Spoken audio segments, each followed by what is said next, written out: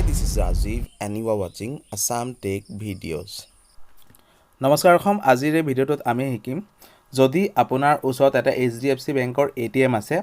আৰু সেই HDFC বেংকৰ ATMৰ পিন জেনেৰেট কৰিবলৈ আপোনাক এটা OTP দৰকাৰ যিটো আপুনি SMS যোগে পাব পাৰে কিন্তু আপুনি SMS কৰিলে কিন্তু আপোনাৰ সেই OTPটো জেনেৰেট হোৱা নাই তেতিয়া আপুনি কেনেকৈ অনলাইন যোগে আপোনাৰ সেই OTPটো জেনেৰেট কৰিব তাৰ পিছত আপুনি ATMত গৈ কেনেকৈ সেই আপোনাৰ ATMৰ পিনটো জেনেৰেট কৰিব তাৰে বিষয়ে সকলোখিনি আজি আমি প্ৰেক্টিক্যালি ইয়াতে শিকিম সো এই সকলোখিনি জানিবলৈ আপুনি আমাৰ এই ভিডিঅ'টো সম্পূৰ্ণ চাই লওক আৰু শিকি লওক সো HDFCৰ সেই OTPটো অনলাইন যোগে জেনেৰেট কৰিবলৈ আপোনাৰ HDFC নেট বেংকিং এক্টিভেট থাকিব লাগিব যদি আপোনাৰ HDFC নেট বেংকিং এক্টিভেট নাই তেতিয়া এইটো এক্টিভেট কৰা একেবাৰে সহজ আপোনাক মাত্ৰ এটা কাস্টমাৰ আইডি লাগে আৰু আপুনি এটা পাছৱৰ্ড বনাব লাগে যিটো কাস্টমাৰ আইডি আপোনাৰ পাছবুকতে থাকে সপোজ ধৰি লৈছো আপোনাৰ ওচৰত কোনো ধৰণৰ পাছবুক নাই তেতিয়া আপুনি অনলাইন যোগেও আপোনাৰ কাস্টমাৰ আইডিটো গম পাব পাৰে হেতু যদি আপুনি জানিব বিচাৰে তেতিয়া কমেন্ট কৰিব মই তাৰ ওপৰতো এটা ভিডিঅ' বনাই দিম কিন্তু মোৰ অলৰেডি ইয়াতে কাস্টমাৰ আইডি আছে আৰু পাছৱৰ্ডো আছে হেতু কাৰণে এতিয়া মই যিকোনো এটা ব্ৰাউজাৰ ওপেন কৰিম আৰু ব্ৰাউজাৰত টাইপ কৰিম HDFC net banking HDFC net banking বুলি যেতিয়া আপুনি সাৰ্চ কৰিব ইয়াতে প্ৰথমতে আহি যাব নেট বেংকিং HDFC বেংক বুলি এতিয়া আপুনি এই প্ৰথম লিংকটোতে ক্লিক কৰিব লাগিব লিংকত ক্লিক কৰাৰ পিছত এতিয়া আমি ইয়াতে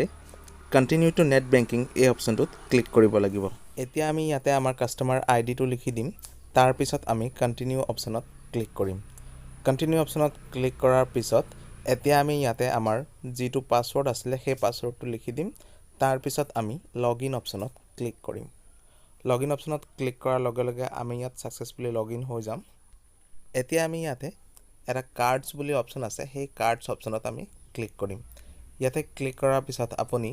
তললৈ চাওক ইয়াতে এটা ডেবিট কাৰ্ডৰ অপচন আছে সেই ডেবিট কাৰ্ড অপচনত আমি ক্লিক কৰিম ইয়াতে ক্লিক কৰাৰ লগে লগে আপোনাৰ ডেবিট কাৰ্ডৰ নাম্বাৰটো ইয়াত শো হৈ যাব আৰু এটো এক্টিভ বুলি দেখাব ষ্টেটাসটো HDFC নেট বেংকিংৰ এটা ভাল সুবিধা আছিল কি যদি আপুনি অনলাইন যোগে আপোনাৰ ATM পিন বনাব বিচাৰে তেতিয়া আপুনি ইয়াতে অনলাইন যোগে বনাব পাৰিছিল কিন্তু এতিয়া কিবা সিকিউৰিটি ৰিজনৰ কাৰণে এই অপচনটো এতিয়া ডিসেবল কৰি থৈছে সাপোজ ধৰি লৈছো আপুনি ইনস্ট্যান্ট পিন বনাব বিচাৰিছে অনলাইন তেতিয়া আপুনি কি কৰিব ইয়াতে ৰিকুৱেষ্ট অপচনত ক্লিক কৰিব আৰু ৰিকুৱেষ্ট অপচনত ক্লিক কৰাৰ পিছত ইয়াতে এটা অপচন দেখা পাইছে ইনস্ট্যান্ট পিন জেনাৰেশন ইয়াতে যেতিয়া আপুনি ক্লিক কৰিব আপুনি অনলাইন যোগে আপোনাৰ ATM পিনটো বনাব পাৰিব কিন্তু আপুনি ইয়াতে দেখা পাইছে ইয়াতে কিছুমান গাইডলাইন দিছে কিয় এতিয়া এটো ডিসেবল কৰি থোৱা হৈছে সো এতিয়া আমি ইয়াতে জাস্ট এটা OTP হে জেনাৰেট কৰিব পাৰিম হেতু কাৰণে আমি ইয়াতে কি কৰিম যত এটা পিন জেনাৰেশন বুলি অপচন আছে সেই অপচনটোতে আমি ক্লিক কৰিম ইয়াতে ক্লিক কৰাৰ পিছত ইয়াত সিলেক্ট এ কাৰ্ডৰ পৰা আমি আমাৰ ডেবিট কাৰ্ডটো সিলেক্ট কৰিম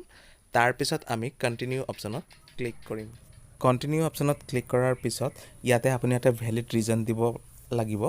কিহৰ কাৰণে আপুনি এই OTPটো বিচাৰিছে তাৰ কাৰণে আপুনি কি কৰিব ইয়াতে এটা অপচন আছে 2 নম্বৰ অপচনটো পিন নট ৰিসিভড ইয়াৰ পৰা আপুনি এই অপচনটো সিলেক্ট কৰিব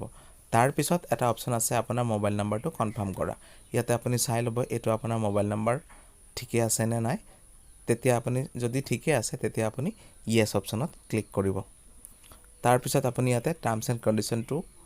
এগ্ৰি কৰিব মানে ইয়াতে টিক দিব তাৰ পিছত আপুনি কনফাৰ্ম অপচনত ক্লিক কৰিব কনফাৰ্ম অপচনত ক্লিক কৰাৰ পিছত ইয়াতে ডেবিট কাৰ্ড পিন ৰিজেনাৰেশন সাকসেসফুল বুলি আহি যাব লগতে এটা OTP আপোনাৰ মোবাইলত আহিব সেই OTP টোৰ এটা আপুনি স্ক্ৰিনশ্বট লৈ থব কাৰণ সেই OTP টো হলেহে আপুনি আপোনাৰ ATM টোৰ পিন জেনাৰেট কৰিব পাৰিব ATMত গৈ এতিয়া মই আপোনাক দেখুৱাম কেনেকৈ আপুনি সেই OTP ৰ সহায়ত ATMত গৈ আপোনাৰ ATMৰ পিনটো জেনাৰেট কৰিব ATMৰ পিনটো বনাবলৈ আপুনি এতিয়া কি কৰিব আপোনাৰ ওচৰতে থকা যিকোনো এটা HDFC ATM লে যাওক তাৰ পিছত আপোনাৰ ডেবিট কাৰ্ডটো ইনসাৰ্ট কৰক ডেবিট কাৰ্ডটো ইনসাৰ্ট কৰাৰ পিছত স্ক্ৰিনত ল্যাঙ্গুৱেজ আহিব এতিয়া ইয়াৰ পৰা আপুনি ল্যাঙ্গুৱেজটো সিলেক্ট কৰক তাৰ পিছত সেট ইওৰ পিন এই অপচনটোত সিলেক্ট কৰক এই অপচনটো সিলেক্ট কৰাৰ পিছত আপোনাৰ মোবাইলত যেটো OTP আহিছিলে সেই OTP টো আপুনি ইয়াতে লিখি দিয়ক